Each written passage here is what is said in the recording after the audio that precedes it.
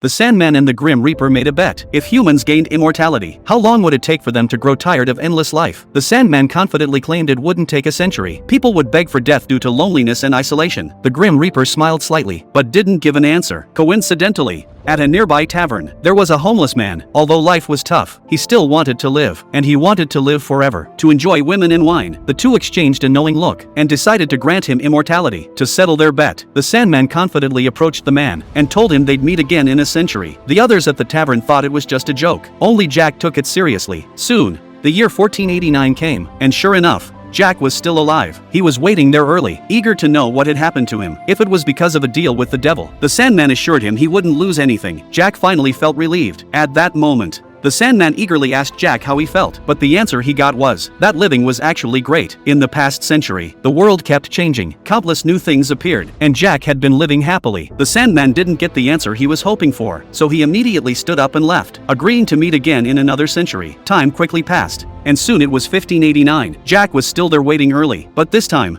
after 200 years of effort, he had become a powerful lord, with wealth, power, and everything, and he found his true love, and had children. This time, the Sandman didn't even have to ask. He knew for sure Jack didn't want to die, so he turned to the playwright at the tavern, and this man was none other than the famous Shakespeare. Another century quickly passed. This time, the Sandman arrived first, but Jack was nowhere to be seen. Just as the Sandman thought Jack wouldn't show up, a ragged Jack walked into the tavern. It turned out that after their last meeting, Jack had soon faced upheaval. His lands and fortune were taken away, and even his wife and children passed away. He went from being a wealthy lord to a beggar. The Sandman immediately thought this was the answer he was waiting for, but to his surprise, are you crazy?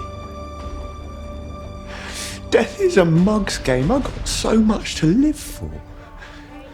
he even admired Jack a little. He still didn't want to die after all that, but what they didn't notice was that their meeting had been secretly sketched down by someone.